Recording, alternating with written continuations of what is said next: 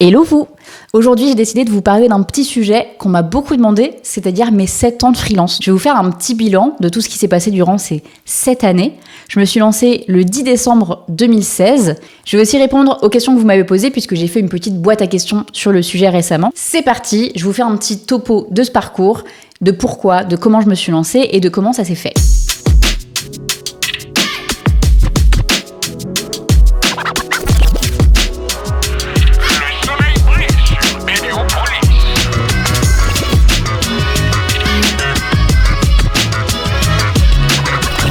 Pourquoi ? Tout simplement parce que j'ai eu une opportunité d'être freelance avec un contrat de sous-traitance pour une agence. Et je m'étais aussi rendu compte que travailler en agence, ce serait certainement pas pour moi, tout simplement parce que je suis assez solitaire dans mon travail et aussi que je me fais très très vite bouffer par les autres. C'est-à-dire que si je bosse en agence, je me ferais un petit peu écraser, je dirais juste amen à tout ce qu'on me dit. Donc du coup, la solution du freelance, elle me paraissait plutôt bonne au début. Pour mettre en contexte, je suis issue d'une formation BTS design graphique et ensuite d'un master design global, recherche et innovation. J'ai eu l'occasion et l'opportunité immense d'aller faire un stage de 6 mois à Dublin et à l'issue de ce stage, les filles avec qui je travaillais m'ont tout simplement proposé de continuer de travailler quelques heures par-ci par-là en plus de mes études. J'ai bien évidemment accepté puisqu'en fait, toutes les missions que j'avais avec elles étaient incroyables. Je suis donc rentrée en France, j'ai continué de travailler quelques heures par-ci par-là, est arrivée la 2e année de master sur laquelle il fallait faire un autre stage et j'ai refait mon stage au même endroit en télétravaillant. J'ai donc travaillé en parallèle de mes études et en même temps, je travaillais sur mon mémoire de fin d'année. Donc ça faisait beaucoup,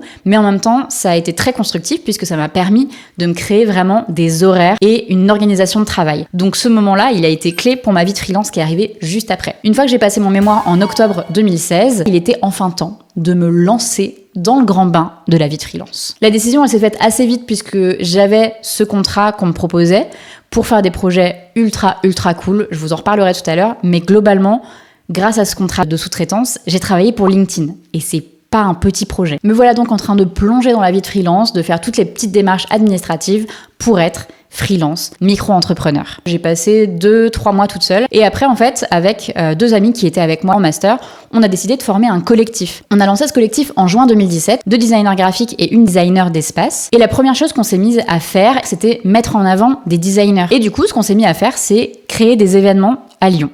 On a fait au total 3 événements en 1 an. Il faut savoir qu'à l'époque, personne ne nous connaissait, on n'avait aucun réseau. Mais bizarrement, le premier événement a bien marché. Si je vous parle de ce premier événement, c'est justement parce qu'à cet événement, j'ai pu rencontrer plein de personnes qui font encore partie de mon réseau aujourd'hui. Et on reviendra bien évidemment sur le thème du réseau parce qu'il est primordial. On a donc fait pas mal d'événements, ensuite on a fait plus de design graphique et petit à petit, je me suis rendu compte que ça me convenait plus. Donc en juin 2021, j'ai décidé d'arrêter. Et depuis, ça a été un peu un renouveau. J'ai complètement repensé ma façon de communiquer, mon branding et du coup, c'est Hélioscope tel que vous le connaissez aujourd'hui. Alors une de vos questions qui est revenue le plus souvent, c'est combien de temps j'ai mis à avoir des revenus réguliers. Et je vais vous donner un petit peu l'évolution qui s'est faite et vous verrez qu'elle a été très progressive. La première année, donc 2017, puisque je me suis lancée en décembre, donc j'ai absolument rien fait en décembre 2016, mon chiffre d'affaires, et je parle bien de chiffre d'affaires et non de bénéfices, on en reparlera après, s'élève à 19 768 €. Donc ça, c'est ma première année de freelance.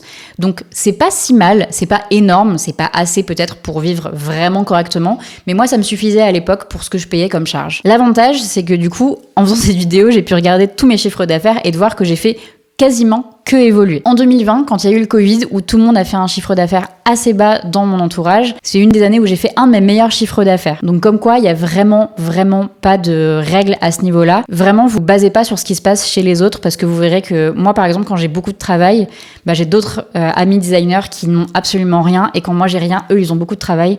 Donc vraiment, ça change pour des raisons qu'on ne connaît même pas. Donc pour récapituler, 2017, j'ai fait 19 768 € et en 2023, qui est ma plus grosse année et je suis ultra fière de cette année, mais en même temps, j'ai énormément travaillé et j'ai eu beaucoup d'opportunités cette année. J'ai fait presque 60 000 € de chiffre d'affaires. Je suis à 59 700 €. Plot twist, finalement mon chiffre d'affaires de 2023 s'élève plutôt à 52 000 et quelques euros, tout simplement parce qu'une de mes très grosses factures de décembre a été réglée tout début janvier, donc finalement ça passera sur le chiffre d'affaires de 2024. C'est un chiffre d'affaires qui est pour moi est colossal, c'est-à-dire que c'est pas dans mes habitudes de faire ce chiffre d'affaires-là, j'ai vraiment eu énormément d'opportunités et j'ai vraiment énormément travaillé et je tiens encore une fois à le préciser parce que j'ai un petit peu l'impression que quand on voit les chiffres d'affaires des gens, on se dit juste « Waouh, ils ont trop de thunes sans rien faire ».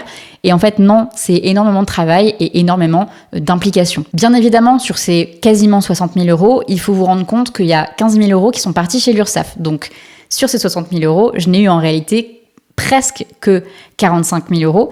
Et sur ces 45 000 euros, vous enlevez aussi les impôts et les charges parce que je paye beaucoup de choses. Quand on est designer graphique, tout le monde dit oui, mais vous n'avez pas de charges. Bien sûr que si. On paye beaucoup de logiciels, on paye du matériel. Quand vous achetez un nouvel ordi, c'est à vos frais. Tous les logiciels, moi j'ai tous les logiciels de la suite Adobe, je paye un cloud pour mettre tous mes fichiers. Bref, il y a beaucoup de choses qui peuvent entrer en compte. Je pourrais vous faire une liste détaillée un jour si vous le voulez.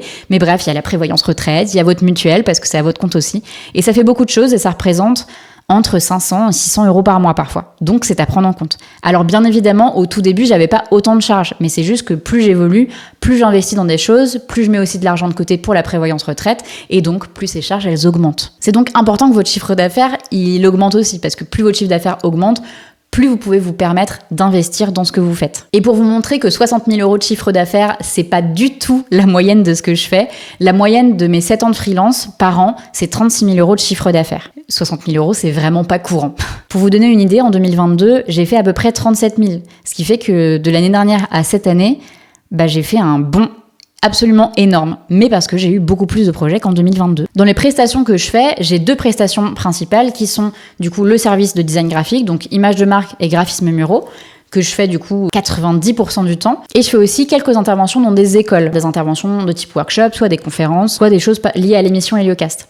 Donc ça aussi, c'est comptabilisé dedans, ça me permet d'avoir des revenus un petit peu en plus de temps en temps. Je vous vois venir que vous allez me poser la question si j'ai des revenus YouTube. Je n'en ai toujours pas, je ne suis pas monétisée sur YouTube, donc pour l'instant, j'ai 0. Et d'ailleurs, n'hésitez pas à vous abonner et à regarder beaucoup plus les vidéos et à les regarder pendant des heures. En ce qui concerne les revenus Twitch, ça représente à peu près 15-20 euros par mois grâce aux gens qui sub. Donc merci à vous, c'est un petit pécule en plus et ça permet de se faire un petit McDo. Mon but, c'était de réussir à gagner plus avec mes clients qu'avec l'Irlande. Pourquoi ? Tout simplement parce qu'on ne sait jamais ce qui peut arriver et potentiellement, peut-être que ce client, demain, je ne l'aurai plus. Et du coup, j'aurai plus cette petite sécurité qui fait que j'ai plusieurs jours assurés par mois. Donc c'est hyper important de ne pas avoir un seul client pour être sûr que s'il y en a un qui s'en va et qui vous dit ciao, vous êtes assuré d'avoir d'autres choses. J'ai eu pas mal de questions sur les projets marquants. On m'a aussi demandé mon projet préféré et ça, je peux tellement pas répondre parce qu'en fait, mes projets préférés, je pense que c'est toujours un des derniers sur lesquels je travaille. Là, par exemple, c'est Eol, c'est une marque de puzzle et c'était super bien. Mais peut-être que dans 3 mois, j'aurai un autre client et ce sera de nouveau mon projet préféré parce qu'il y a ce côté tout frais et on a envie d'en parler. Je pense que ça change assez souvent. C'est tous un petit peu mes bébés. En ce qui concerne les projets marquants, je pense que le premier dont je vais parler, c'est le premier projet que j'ai fait avec les filles d'Irlande, justement, et c'est mon tout premier LinkedIn. On a fait des graphismes muraux et de la signalétique. Il s'agissait en fait d'habiller les murs du siège social et en fait, ça en a suivi tout un tas de bâtiments LinkedIn sur lesquels on a travaillé. Je crois que maintenant, on a travaillé sur plus de 10 sièges sociaux dans le monde, ce qui est absolument énorme et des fois en fait j'oublie à quel point c'est huge et c'était vraiment fou et du coup je pense que tous ces projets LinkedIn c'est vraiment des projets qui m'ont permis de gagner confiance en moi au fur et à mesure du temps et c'est vraiment ce qui me lie à l'Irlande vraiment énormément, donc je les aime beaucoup, ils m'ont beaucoup marqué et ils m'ont beaucoup aidé à évoluer tant sur le plan personnel que professionnel. Un autre projet marquant, c'est mon tout premier projet d'image de marque en tant que freelance. C'était pour Jolly Moods, c'est une petite boutique qui est dans le centre de Lyon. Et c'était mon tout premier logo, donc forcément, ça vous marque forcément un peu. En plus, vu que c'est une boutique, le logo existe vraiment, il est sur une enseigne. Donc c'est toujours un petit peu, ça fait un petit quelque chose, quoi. Et si je dois choisir un autre projet marquant, c'est un projet qui est en cours aujourd'hui, dont je peux pas vraiment vous parler parce qu'il n'est pas sorti, mais c'est à ce jour mon plus gros devis toute seule que j'ai pu faire. Forcément, quand on a un devis si gros, déjà on est terrorisé. Et du coup, celui-là, il marque forcément parce que c'est une petite victoire, une petite fierté de se dire qu'on a travaillé là-dessus. Et en plus, le projet me plaît énormément. J'ai tellement hâte de pouvoir vous en parler. J'ai eu pas mal de questions aussi sur la gestion du temps et de la charge de travail. En ce qui concerne la gestion du temps en tant que freelance, soyez spontané. Des fois, on est super motivé pour bosser et moi, je sais que par exemple, plus j'ai du travail, plus j'ai envie de bosser et moins j'ai du travail, moins j'ai envie de travailler. Si vous êtes un peu fatigué, forcément, vous travaillerez un petit peu moins et c'est ok. Rendez-vous aussi très compte que la vie de freelance, c'est pas que de la créa. Vous allez voir que sur votre temps de freelance, la créa va représenter peut-être 40% de ce que vous faites. Et encore, ça change selon les personnes. Mais vous allez aussi avoir énormément d'administratifs, régler les factures, les devis, vos rendez-vous clients qui vont vous prendre pas mal de temps, votre communication qui peut prendre énormément de temps selon ce que vous faites. Donc voilà, c'est toutes des choses qui vont vous prendre beaucoup de temps sur votre temps de freelance. Donc ça, il faut bien le gérer. Et du coup, n'hésitez pas à tester, à vous mettre des plages horaires fixes, par exemple. Ou au contraire, si vous êtes quelqu'un qui est vachement plus dans la spontanéité, juste de savoir qu'une fois dans la semaine, vous allez devoir le faire et placer ça un peu comme vous voulez. Moi, je sais que j'ai un peu tout testé. Il y a une période où vraiment, j'avais un horaire par jour où je devais faire ça, un horaire par jour où j'allais faire des posts sur LinkedIn, un horaire par jour où j'allais commenter sur des trucs sur Instagram.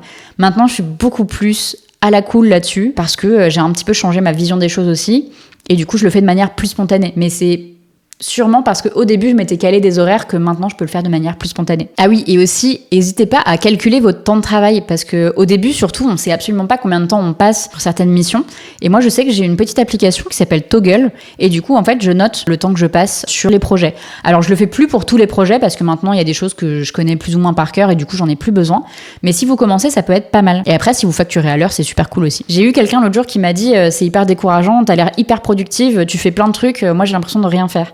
Alors déjà, arrêtez de vous comparer aux autres. Moi, je me trouve pas si productive que ça, en fait, par rapport à d'autres personnes. Mais sur les réseaux, c'est très facile de trouver que tout le monde est ultra productif, quand nous, de notre côté, on fait pas grand-chose. Et dites-vous que généralement, plus on poste du contenu, plus ça veut dire qu'on a moins de travail derrière. Parce que forcément, ça veut dire qu'on a plus de temps libre et que du coup, on peut faire plus de contenu. Mais c'est vrai que je travaille assez vite et que je produis assez vite. Et du coup, ça aide vachement. J'ai eu aussi la fameuse question de comment on trouve son équilibre entre vie pro et vie perso.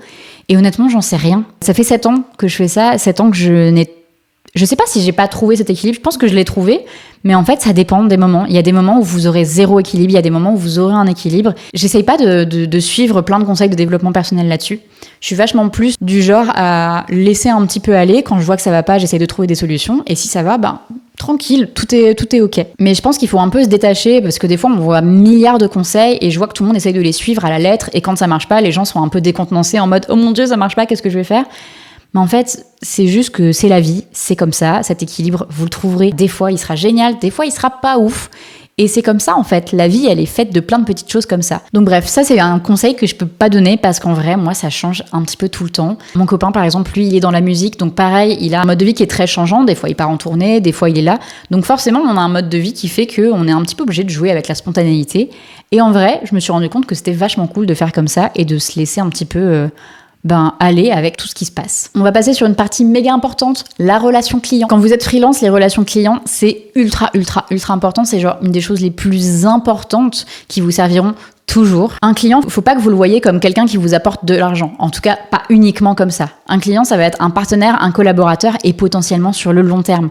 Mieux ça se passe avec un client, plus vous avez de chances de travailler avec lui sur le long terme et plus il fera appel à vous dès qu'il aura des besoins. Donc c'est pour ça que c'est important d'avoir des bonnes relations et de choisir des clients avec qui on se sent bien. Si vous vous sentez pas à l'aise avec quelqu'un, forcément vous aurez moins envie de vous donner à fond pour lui.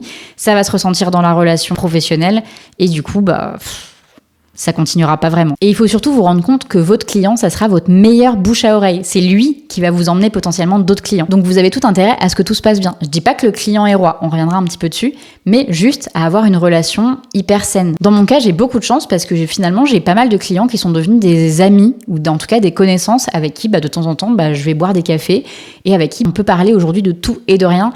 Et ça, c'est ultra chouette et je suis très contente d'avoir des clients aussi chouettes en fait. Quand je dis que le client n'est pas roi, c'est que j'aime bien choisir des clients qui savent être à l'écoute de ce que je leur dis. Moi, je suis une experte dans mon domaine, même si je déteste ce terme d'experte, mais vous avez compris. Je sais ce que je fais, c'est mon métier, je le fais depuis 7 ans. Je sais pourquoi je prends telle décision et j'ai des arguments derrière. Et du coup, quand vous faites quelque chose, n'hésitez pas à donner ces arguments à vos clients, à expliquer, à être ultra pédagogue sur ce que vous faites. Et théoriquement, si vous êtes très pédagogue et que vous avez bien expliqué ce que vous faites, ils seront d'accord avec vos arguments. S'ils sont pas d'accord, écoutez, c'est que c'est un roi qui écoute plutôt mal ses sujets et que son projet sera pas ouf. Mais en tout cas, vous aurez fait votre maximum pour que tout se passe bien. Avec vos clients, il faut savoir cadrer dès le début, c'est ultra important. Si vous avez des règles que vous voulez que votre client respecte, donnez-lui ces règles parce qu'il peut pas les connaître sans que vous lui en ayez parlé. Donc essayez de bien cadrer et essayez de surtout bien lui expliquer votre processus, de comment tout va se passer, du temps que ça va prendre. Tout ça, c'est hyper important parce que ça met votre client en confiance et du coup, forcément, il va savoir à quoi s'attendre. Et ça, c'est ultra important pour lui. Quand je vous dis qu'un client, c'est un très très bon atout pour d'autres projets, j'ai travaillé pour des clients suisses il y a quelques temps et en fait, ça s'est tellement bien passé, ils ont tellement apprécié la collaboration que du coup, ils m'ont recommandé à une autre personne. Du coup, d'un projet, en fait, j'en ai eu 2. Donc c'est pour ça que c'est vraiment pas négligeable de passer un bon projet et de faire en sorte que tout se passe bien, parce que potentiellement un projet va vous en emmener un autre, puis un autre, puis un autre. On m'a demandé des anecdotes aussi sur les exemples concrets avec des bonnes et des mauvaises expériences. Alors, les bonnes expériences, c'est justement ces clients qui sont à l'écoute de vos arguments. C'est hyper important quand ils sont à l'écoute parce que vous savez que votre travail sera valorisé. Et je pense qu'il y a aussi une question d'ego là-dedans, de pas se sentir comme une merde, pas écouter, et qu'en fait, on est juste là pour exécuter quelque chose. Donc les clients à l'écoute, vous êtes des petites pépites, on vous adore. Un truc que moi je fais énormément, c'est réussir à faire comprendre l'intérêt de ce métier, parce que certains clients ne comprennent pas. Du coup, c'est bien d'être pédagogique, de montrer en fait à quoi sert votre métier et comment vous allez pouvoir les aider. Alors, il y a certains clients qui viennent vous voir, ils savent déjà, mais après, il existe aussi des clients qui ne vont pas du tout vous écouter, qui ne comprennent pas l'intérêt de votre métier et qui veulent juste un exécutant. Et quand vous leur demandez pourquoi ils veulent une image de marque, ils disent juste parce que tout le monde en a une. Généralement, quand ça se passe comme ça commence plutôt mal. Après, votre job, c'est aussi d'être pédagogue. Et du coup, vous pouvez leur expliquer pourquoi ça va être intéressant pour eux. Il y en a qui comprennent, il y en a qui veulent pas comprendre. C'est un peu comme partout, hein. Vous aurez des clients cool et des clients moins cool. Et c'est la vie. Il faut aussi vous rendre compte que tout le monde ne connaît pas votre jargon. Et il faut être le plus bête possible quand vous écrivez les choses ou quand vous faites des contrats. Et il faut vous dire que si quelqu'un peut vous prendre pour un con, il le fera. Donc vraiment, faites attention à comment vous notez les choses. Moi, je sais que j'avais fait l'erreur une fois dans mon offre commerciale, demander en fait au client qui avait déjà signé le devis, donc qui savait déjà ce pourquoi il avait signé. Dans cette offre commerciale, j'avais demandé au client ce qu'il souhaiterait en plus par la suite. C'était en plus du devis, mais je l'avais pas noté que c'était en plus du devis.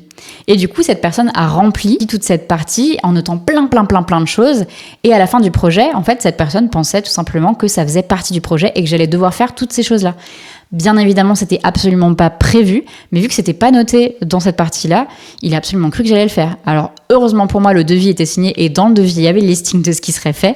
Donc, j'ai pu expliquer que non, c'était absolument pas le cas. Mais du coup, ça a un peu tendu l'ambiance entre moi et le client. Et du coup, c'est ce qui fait que maintenant, dans mes offres commerciales, quand je demande aux gens ce qu'ils voudraient par la suite, je note bien que si ça se fait, ça sera sur un prochain devis. Si je dois raconter un projet qui s'est mal passé, c'est un plan que j'ai dû faire pour un lieu où l'architecture était très particulière et il y a une zone qui nous posait problème. Et en fait, on est resté, j'ai fait 1000 essais pour cette zone.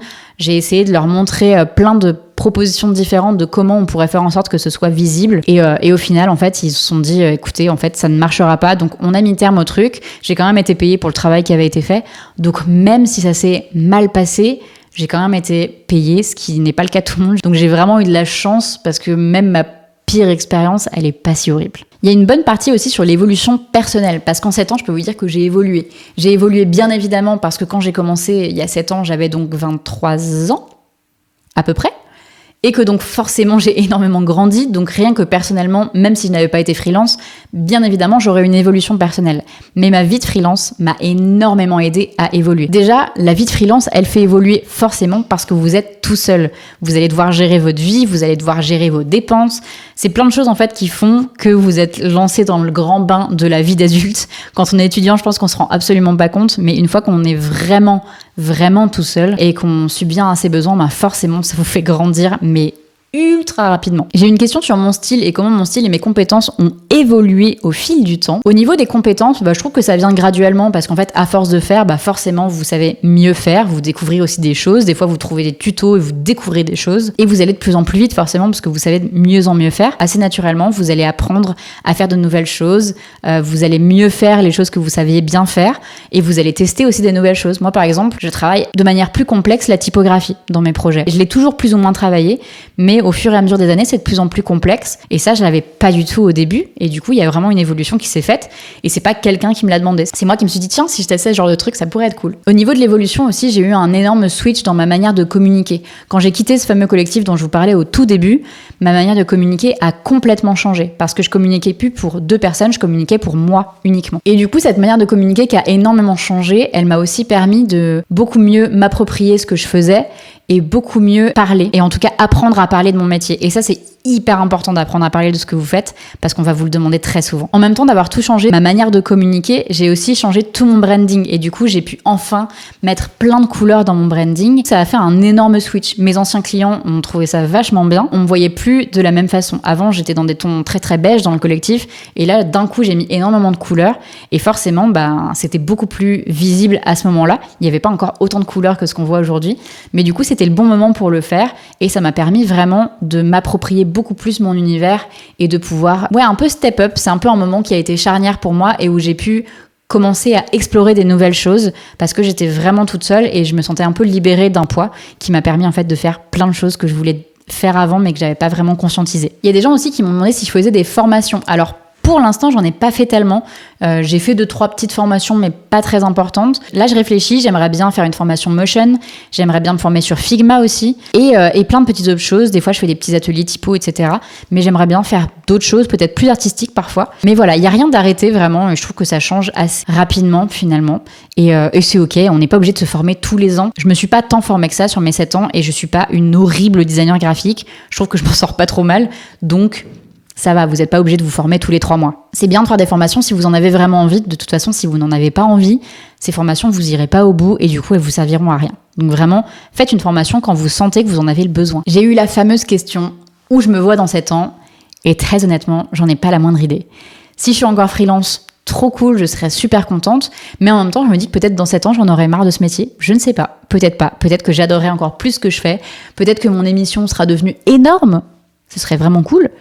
Mais voilà, je trouve ça très très dur ce genre de questions et voilà, je sais pas trop où je serai dans 7 ans et c'est OK. Une autre question que j'ai eue, c'est ce qui me rend le plus fière dans ces 7 ans de freelance. Je pense que ce qui me rend le plus fière, c'est justement quand j'ai arrêté le collectif dont je faisais partie parce que c'était un gros step un peu dans le vide de tout refaire parce que du coup, j'ai dû complètement changer ma manière de communiquer, changer mon branding et du coup, il y a vraiment eu un renouveau à ce moment-là et c'était terrifiant, pour être tout à fait honnête. C'était une période qui était assez complexe. J'ai eu très très peur de ce moment-là.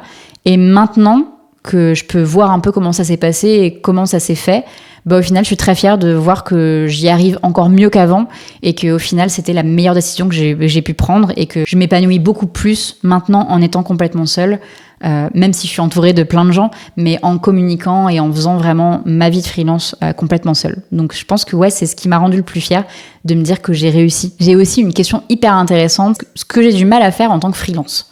Le premier truc qui m'est venu en tête, c'est augmenter mes tarifs, surtout avec mes anciens clients. Je trouve que augmenter tes tarifs, tu peux le faire parce que de toute façon, un nouveau client qui arrive, il sait pas quels étaient tes tarifs d'avant. Mais augmenter tes tarifs avec tes anciens clients, c'est toujours un peu touchy. Et même si les 3 quarts du temps, ils me disent rien, en fait, moi, le moment où je le fais, je suis toujours ultra mal à l'aise. Mais c'est un truc que j'ai encore du mal à faire et j'ai plein d'anciens clients pour qui j'ai absolument pas augmenté à la hauteur de ce que je devrais. Je le ferai un jour, j'y arriverai. Et peut-être qu'à ce moment-là, ce sera ça, le truc dont je suis le plus fière. J'ai aussi énormément de mal à couper à 100%, même quand je suis en vacances ou quoi que ce soit, parce que j'aime tellement ça et j'aime tellement communiquer en fait que en fait je suis tout le temps dessus même quand je suis en vacances parce que ça fait partie de mon quotidien et j'aime bien aller dessus. Mais je sais que tout le monde dit faut couper à 100% etc. Mais ça fait 7 ans que j'ai jamais vraiment réussi à couper. Alors bien sûr quand je pars quelque part, si je pars en voyage, bien sûr je vais pas avoir mon téléphone toutes les 30 secondes. Mais le soir je vais toujours regarder ce qui s'est passé, je vais toujours partager des trucs de mes voyages parce que ça a parfois du sens par rapport à ce que je fais. Donc ça j'ai encore du mal, mais je sais pas si c'est une mauvaise chose au final. J'ai aussi énormément de mal à calculer mes bénéfices au centime près. C'est-à-dire que je suis une très mauvaise en calcul et je vais pas vraiment regarder ce que je gagne au centime près. Donc je suis incapable de vous dire quels sont exactement mes bénéfices. Je sais que je note tout. Donc je pourrais faire le calcul, mais juste je ne le fais pas. Et le dernier truc auquel j'ai pensé, c'est trouver mon style. Alors je sais que ça, tout le monde me dit, mais si t'as un style ultra marqué, etc. Mais je pense que le fait que je communique avec beaucoup de couleurs, c'est un peu ce qui fait que tout le monde a l'impression que j'ai un style, alors que moi, j'ai pas forcément l'impression. J'ai l'impression que selon mes clients, je vais m'adapter justement à leurs demandes et que du coup, c'est pas forcément un style particulier. Après, effectivement, le fait que je communique avec de la couleur et que sur Instagram tout soit assez cohérent, ça donne l'impression que j'ai vraiment un style. Donc je sais pas, mais vous dites-moi, n'hésitez pas à me dire en commentaire ce que vous en pensez. Je sais qu'il y a plein de gens qui me disent que vraiment j'ai un style. Moi, je ne sais pas. Je suis encore... En fait, j'aime tellement de choses différentes. J'aime les choses très colorées, mais j'aime aussi les choses très minimalistes. Et du coup, ça me fait me dire que je sais pas vraiment où je me situe là-dedans. Et voilà, j'ai envie de tester plein de styles différents, en fait. J'ai eu une question ultra importante. Quelqu'un m'a demandé comment tu gères le stress lié aux réseaux sociaux. Est-ce que ça m'arrive de me sentir non légitime par rapport à tout ce que je vois sur les réseaux ? Alors oui, je dirais pas que je suis stressée. C'est quand je suis stressée par rapport à plein d'autres choses que je peux me sentir illégitime par rapport à ce que je vois. C'est vrai que sur les réseaux, on voit énormément de trucs absolument incroyables. Et forcément, sur les réseaux, on a tendance à poster ce qu'on préfère de ce qu'on a fait. Instagram et les réseaux sociaux en général, c'est un condensé de tous les meilleurs trucs que les gens ont fait. Vous avez que le haut du panier des projets des gens. Et vous vous dites, oh, mais c'est incroyable. On a toujours forcément un petit peu envie de se comparer. Et moi, j'ai des périodes où vraiment je me compare trop et je me dis, waouh, regarde comme il poste énormément de trucs. Ça veut dire qu'il a plein de projets. Regarde tous ces projets fous qu'il a fait. Moi, j'ai pas de projet à poster, nanana. Et au final, je me suis rendu compte que moi, je me disais ces choses-là et qu'au final, il y a des gens qui se disaient la même chose de moi. J'ai reçu plein de messages dans l'autre sens, en fait, de gens qui me disaient, waouh, t'es super productive, tes projets, ils sont incroyables. Et alors, merci, déjà, ça fait super plaisir. Mais dites-vous qu'il y aura toujours quelqu'un qui sera à votre place et qui trouvera que ce que vous faites, c'est incroyable. Après, la question de la légitimité, je pense que je suis en train de la passer, dans le sens où, oui, forcément, des fois, je vois des designers graphiques qui font des trucs tellement incroyables et je me trouve pas du tout au niveau. Mais est-ce que ça veut dire que je suis pas légitime pour autant ? Absolument pas. Ça veut pas dire que ce que je fais, c'est mauvais. Ce que je fais, c'est bien. C'est juste un peu moins bien. Il y a des gens qui sont excellents dans ce qu'ils font. Et heureusement, en fait, c'est comme tous les métiers, il y a des gens qui sont absolument excellents. Et en fait, c'est juste comme ça, et il faut pas arrêter de faire un truc qu'on adore faire juste parce qu'il y a des gens qui sont meilleurs, parce que si vous arrêtez, en fait vous ne deviendrez jamais meilleur. Donc c'est un peu mon mécanisme de pensée, de me dire que ouais, il y a des gens qui sont meilleurs que moi. Des fois ça me stresse et peut-être le lendemain je vais revenir, je vais voir et je vais me dire mais moi aussi en fait je peux faire des trucs. Et ça c'est un truc qui m'a beaucoup aidé ces derniers temps. Avant j'osais pas du tout passer à la peinture à la main, et parce que ça me stressait en fait de me dire qu'il y a des gens qui font mieux que moi. Je me suis dit mais en fait si je me lance jamais, forcément, j'y arriverai jamais. Et du coup, je me suis lancée l'année dernière à faire des fresques à la peinture. Et là, je commence à faire d'autres choses. Je commence à me dire, tiens, et si je créais d'autres choses à la main ? Peut-être qu'au début, je serais mauvaise, mais peut-être que je vais progresser en faisant. Et voilà, je trouve que c'est une chouette évolution aussi de ma vie de freelance, de ce qui va se passer pour les prochaines années. J'ai assez hâte, en fait, de voir ce qui va se passer après. Je pense qu'il y aura des petits trucs cool. La partie qu'on m'a le plus demandé, les erreurs à éviter. Et ça, c'est hyper compliqué parce qu'il y a des erreurs qu'on doit faire, je trouve. Je trouve que les erreurs qu'on fait quand on est freelance, en fait, elles sont ultra formatrices. Et même si on vous dit ne faites pas ces erreurs-là, en fait, je trouve que ça enlève un petit truc. Donc, je vais quand même vous aider, bien évidemment, parce que je vais pas vous laisser tout seul dans cette galère. Après, il y a certaines erreurs, c'est cool de les éviter parce que ça peut vous permettre de gagner un peu plus d'argent ou d'en perdre un peu moins. Du coup, partage d'erreurs. J'en ai déjà un petit peu parlé, mais surtout, soyez bêtes. Quand vous écrivez, que ce soit des contrats, que ce soit vos offres commerciales, soyez le plus clair possible et notez tout. Cadrez vraiment le plus possible. Parce que des choses que vous ne marquez pas, ça pourra être des choses que vous n'avez donc pas cadrées et les gens pourront jouer là-dessus très facilement. Cadrez bien avec vos clients un timing de travail. Parce que certains clients sont très dispatchés dans leur manière de faire. Et du coup, un projet qui aurait dû prendre 2 mois va peut-être finalement en prendre 15. Et ça, pour vous, c'est super chiant. Moi, c'est le genre de projet que je déteste. Je finis par haïr le projet alors que de base, le projet était cool, même si ça se passe bien avec le client. Parce que j'ai déjà des projets qui ont duré vraiment trop longtemps et c'est agréable pour personne en fait. Une des erreurs que j'ai faites dès le début, c'est que quand je me suis lancée en micro-entreprise, j'ai coché la case pour être en prélèvement libératoire pour les impôts. Globalement, le prélèvement libératoire, c'est que vous payez différemment vos impôts. C'est des impôts qui sont directement prélevés quand vous faites votre déclaration à l'URSSAF. Donc au lieu de payer 22%, vous allez payer 24%. Et du coup, vous allez payer vos impôts directement. Alors, c'est vachement bien, sauf que c'est vachement bien si vous êtes imposable. Généralement, quand vous vous lancez, si vous avez un petit chiffre d'affaires, vous n'êtes pas forcément imposable. Et si vous mettez le prélèvement libératoire comme je l'ai fait, alors que vous n'êtes pas imposable, vous allez donc payer un impôt alors que vous n'auriez rien dû payer. J'ai donc perdu la somme de 6 000 € les 3 premières années où j'étais freelance parce que j'ai coché le prélèvement libératoire. Et bien évidemment, il est impossible de récupérer cet argent parce que bien sûr, les impôts payés, même si vous n'auriez pas dû, on ne vous les rembourse pas. Donc ça fait ultra attention, faites bien vos calculs, renseignez-vous sur le prélèvement libératoire, c'est ultra important et j'aurais vraiment aimé savoir ça plus tôt. Un truc que je faisais beaucoup trop au tout début, et thank God, je ne fais plus ça, c'est d'envoyer beaucoup trop de pistes graphiques à vos clients. Envoyez 2 pistes, maximum, pas une de plus. Et en fait, c'est un peu ce qu'on vous apprend à faire quand vous êtes à l'école, de mettre toutes vos recherches, de montrer toutes vos recherches, sauf qu'en fait, vos clients, c'est pas vos profs. Vos profs, ils veulent voir votre cheminement de pensée, par quoi vous êtes passé. Vos clients, ils veulent une solution. Et si vous leur proposez trop de choses, ils vont être complètement perdus et du coup, ils vont pas savoir quoi choisir et ça va être ultra long. Alors que si vous proposez 2 choses, bah là, votre client, il aura plus qu'à faire un choix et potentiellement, et dans le meilleur des cas, il saura même pas quoi choisir tellement vos 2 pistes, elles seront trop bien. Et ça, c'est toujours trop cool quand ça arrive. Pas beaucoup de pistes, mais de la qualité. Parlons CFE. Si vous ne connaissez pas ce que c'est que la CFE, c'est une taxe qu'un micro-entrepreneur et que globalement n'importe quel entrepreneur paye en décembre de chaque année. Et l'erreur que j'ai faite, c'est de lancer ma micro-entreprise en fin d'année. Tout simplement parce que votre première année de micro-entreprise, vous ne payez pas la CFE. Sauf que ça s'arrête au mois de décembre, votre année. Et moi, je me suis lancée en décembre. Je me suis donc lancée en décembre 2016 et ma première année s'est finie en décembre 2016. Ce qui fait qu'en décembre 2017, j'ai payé ma première CFE. Alors que si j'avais attendu 3 semaines et que je m'étais lancée en janvier 2017, en décembre 2017, je n'aurais rien payé. Je n'aurais payé pour la première fois ma CFE qu'en décembre 2018. Donc attention, lancez-vous au bon moment, faites vos bons calculs. Vraiment, après août, ça vaut plus le coup. L'erreur la plus importante, never ever ever ever ever ever ever ever ever ever, travaillez gratuitement. Jamais, s'il vous plaît, ne le travaillez jamais gratuitement. Même si c'est pour votre famille, pour votre meilleur ami, ne travaillez jamais gratuitement. Vous pouvez faire des ristournes, mais jamais gratuitement. Parce que ça reste un travail. Et en fait, c'est hyper important que les gens se rendent compte que votre travail, c'est pas rien. Et si vous commencez à faire du travail gratuit pour plein de gens, bah forcément, ils vont commencer à se dire que c'est pas grand chose ce que vous faites. Sous couvert de, en plus, le design graphique, ah bah c'est du dessin, mais c'est de la passion, tu devrais adorer faire ça gratuitement. Oui, mais non, en fait.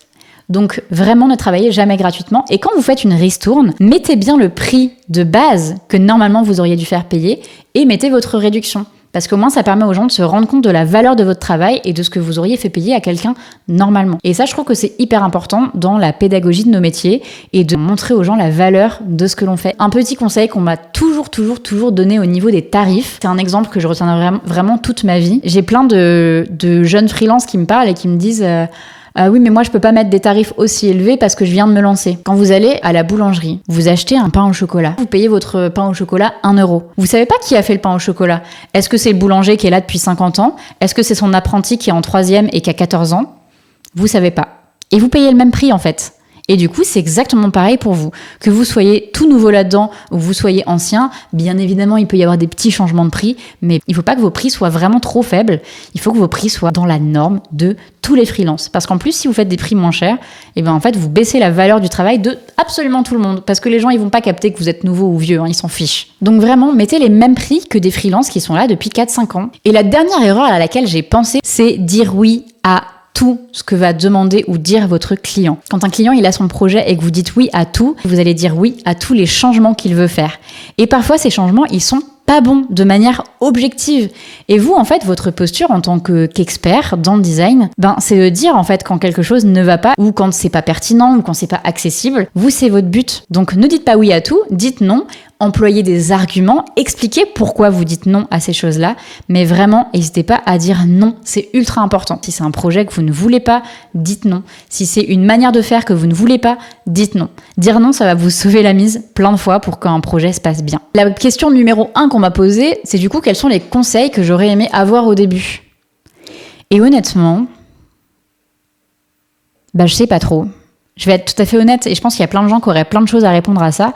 Mais honnêtement, je sais pas trop et je trouve ça bien de se faire sa propre idée en fait et de pas forcément commencer avec toutes les cartes en main. Je trouve que la vie de freelance, c'est une aventure que vous allez vous faire vous-même. Et forcément, je peux vous donner des conseils, mais je sais pas ce qui serait le plus important. Vraiment, peut-être le truc que je peux vraiment le plus vous dire, c'est faites-vous confiance, soyez motivés, bossez. Bien évidemment, j'aurais aimé avoir 40 000 conseils sur tout ce qui est administratif parce que bien évidemment, on s'en fait toute une maison et au final, on se rend compte que quand on le fait, c'est pas si compliqué que ça.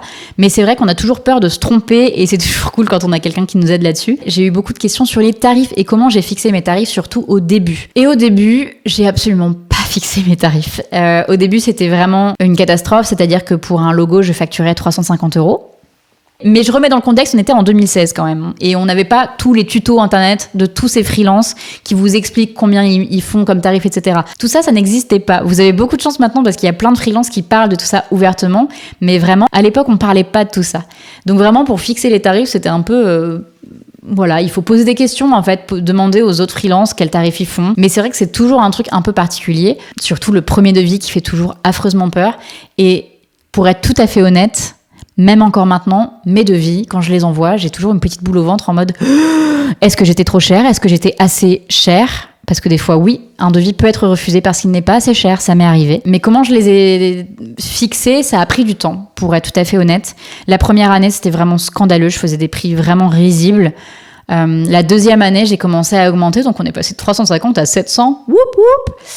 Et quand j'ai passé les 1000, là, je me suis dit, ah ouais, je crois que c'est vachement plus en ligne avec ce que les gens me demandent. Et vous verrez que globalement, moins vous êtes cher, plus vos clients sont chiants. Mais du coup, pour répondre vraiment à comment j'ai fixé mes tarifs, ben c'est vraiment en échangeant avec d'autres freelances, en voyant eux leurs tarifs par rapport à ce qu'ils font, voir si moi je me situe plus ou moins dans ce qu'ils font, est-ce qu'ils ont des choses en plus, des choses en moins, et du coup ben un peu estimer comme ça, et voir aussi par rapport au temps passé. Donc il y a un peu ces deux choses-là, voir par rapport aux autres pour pas être trop cher et pour pas être trop peu cher par rapport à eux, et aussi le côté le temps que je passe à faire les choses, être rentable. Quel est le meilleur moyen de rencontrer d'autres freelances et de créer du lien ? Déjà, renseignez-vous parce que dans vos villes, c'est sûr à 1000%, vous avez des événements de networking, il y en a plein.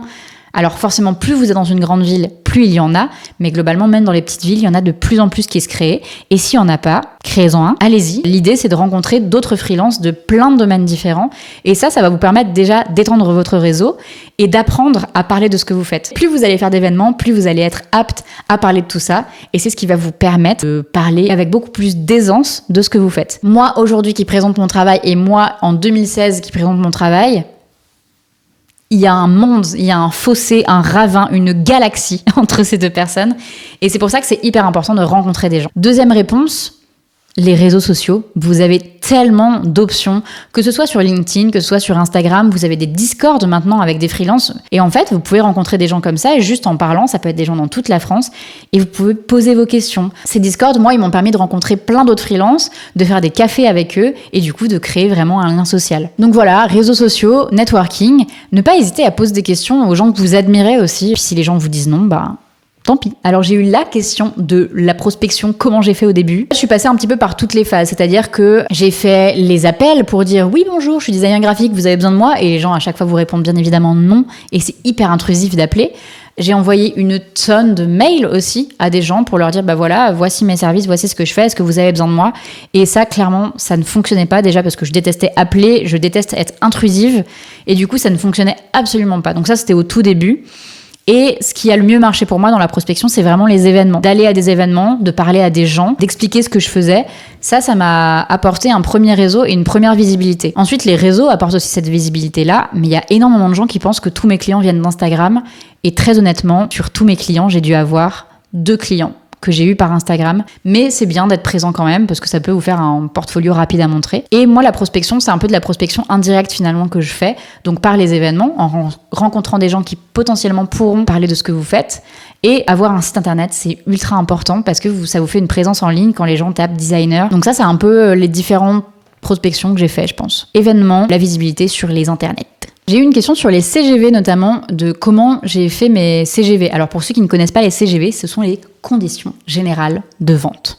Ça, je l'ai fait très tard. Au tout début, je n'avais rien. C'est normal. Et si vous avez déjà tout au début, c'est royal et c'est super bien. Je les ai faites à l'aide d'une amie qui m'a montré ces conditions générales de vente. Elle m'a dit que je pouvais les reprendre.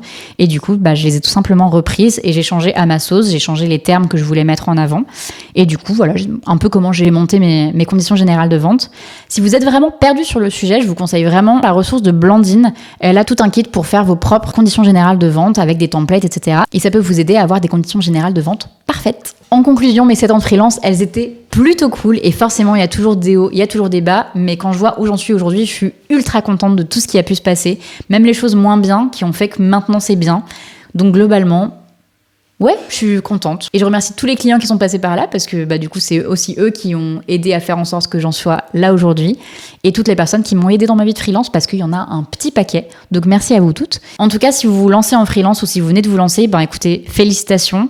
Et bravo, parce que c'est quand même un pas plutôt cool à franchir. Et j'espère pour vous que ça se passera super bien. N'hésitez pas à me dire aussi si ce format de vidéo vous plaît. Regardez tout ce qui se passe aussi sur la chaîne, parce qu'il y a plein d'autres choses. À vous abonner, ça fait toujours plaisir. Et je serai ravie de vous revoir pour une prochaine vidéo. En tout cas, je vous dis à très vite. Ciao!